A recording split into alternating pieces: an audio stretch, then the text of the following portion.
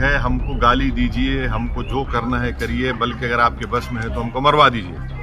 मगर आप ये बताइए, सत्ता की कुर्सी पर आप बैठकर आपने सीमांचल के लिए क्या किया? तो कभी बीजेपी जा सकते भाई, कौन गारंटी लेगा उनकी? कौन लेगा गारंटी? वो कभी भी जाएंगे।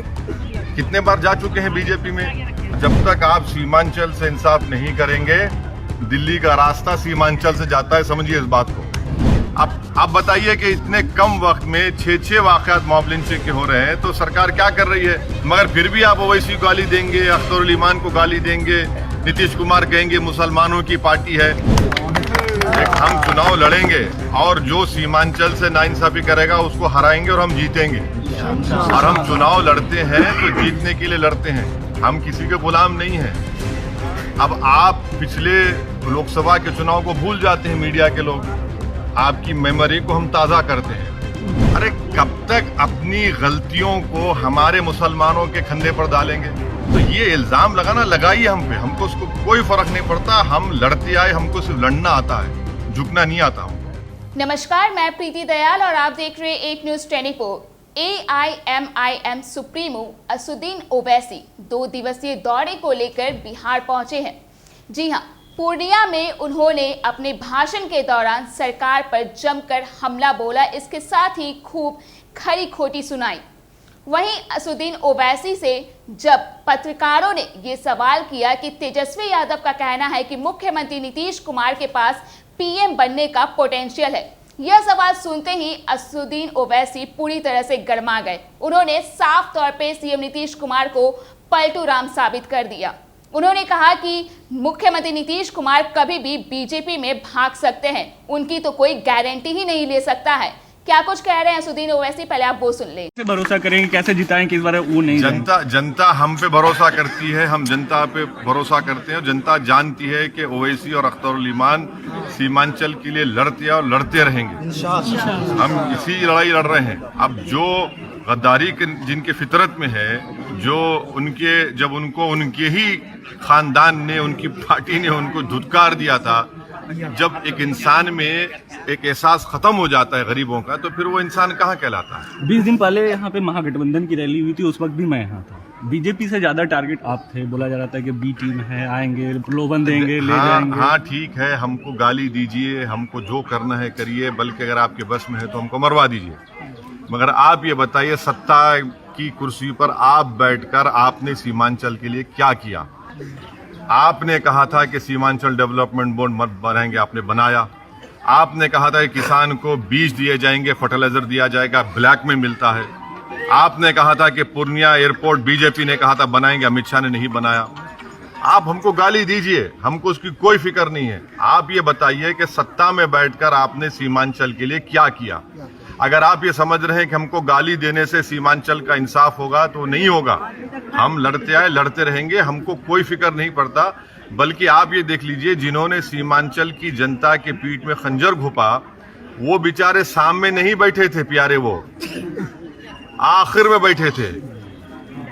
तो सीमांचल की जनता ये देख रही है, अभी खामोश बैठी है, मगर ये तूफान के आने से पहले की खामोशी है। इनको समझना चाहिए, JDU, राजद को और बीजेपी को। तेजस्वी कह रहे हैं कि नीतीश कुमार में PM पोटेंशियल है, वो PM बन सकते हैं, कैसे देख रहे हैं आप इसको? वो कभी बीजेपी जा सकते हैं भाई, कौन गारंटी लेगा उनकी? कौन लेगा गारंटी? वो कभी भी जाएंगे। कितने बार जा चुके हैं बीजेपी में, कितने बार राजद से मिल चुके हैं। किसने कहा था उनको, क्या पलटू मास? हमने नहीं कहा था उनको, उन्होंने कहा था। वो खुद कह रहे हैं, तो वो उनसे पूछिए। देश फैसला करेगा, और जब तक आप सीमांचल से इंसाफ नहीं करेंगे, दिल्ली का रास्ता सीमांचल से जाता है, समझिए इस बात को। एक चीज क्या है, AIMIM सीमांचल में सिर्फ केंद्रित रहेंगे या फिर बिहार के अन्य हिस्सों में भी जाएंगे? अभी हम जाएंगे। हमसे थोड़ी गलती हो गई कि हम सीमांचल तक ही रुके हुए थे, मगर सीमांचल हमारे लिए सिर्फ विधानसभा या पार्लियामेंट के चुनाव का मुद्दा नहीं है। ये एक इंसाफ का मुद्दा है। हम लड़ते आए और लड़ते रहेंगे, मगर बिहार के कोने कोने में भी जाएंगे। कितने लोकसभा चुनाव लड़ने की तैयारी है? अरे अभी बहुत जल्दी है। बिहार में मॉब लिंचिंग घटना अब ये बताइए, मॉब लिंचिंग पर कौन आवाज उठा रहा है? जेडीयू के विधायक उठा रहे हैं, राजद के उठा रहे हैं, अख्तरुल ईमान उठा रहा है। अख्तरुल ईमान पीड़ित परिवार से जाकर मिलते हैं, उसके बाद ये लोग दौड़े दौड़े जाते हैं। और मॉब लिंचिंग क्यों हो रही है भाई? आपकी सरकार है ना, भाजपा की तो सरकार नहीं है यहाँ पर। फिर आपकी सरकार में मॉब लिंचिंग क्यों? कितने वाकयात हुए? 4 हो गए, लगातार 6 हो गए हैं। आप बताइए कि इतने कम वक्त में 6 वाकयात मॉब लिंचिंग के हो रहे हैं, तो सरकार क्या कर रही है? मगर फिर भी आप ओवैसी को गाली देंगे, अख्तरुल ईमान को गाली देंगे, नीतीश कुमार कहेंगे मुसलमानों की पार्टी है।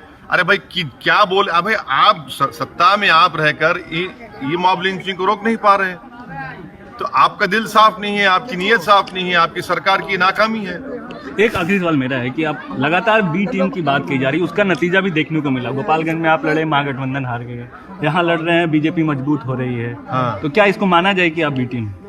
अभी विपक्ष का आरोप। गोपालगंज में लालू के साले लड़े थे, वो साले हैं और हम बी टीम हैं, तो साले को रोक नहीं पाए, ओवैसी को रोक पाएंगे तुम?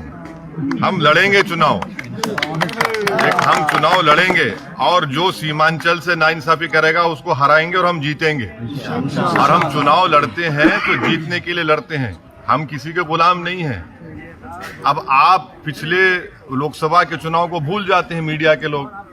आपकी मेमोरी को हम ताजा करते हैं। एक किशनगंज हम लड़े, कौन जीता? हम कितने वोट लिए? 3 लाख वोट लिए। फिर दूसरी जगह पर बीजेपी नीतीश कुमार कैसे जीत गए? बताइए, इसका जवाब दीजिए। लोकसभा के 3 सीट हम लड़े हैं और 306 पर बीजेपी जीत जाती है, हम जिम्मेदार हैं। अरे कब तक अपनी गलतियों को हमारे मुसलमानों के कंधे पर डालेंगे?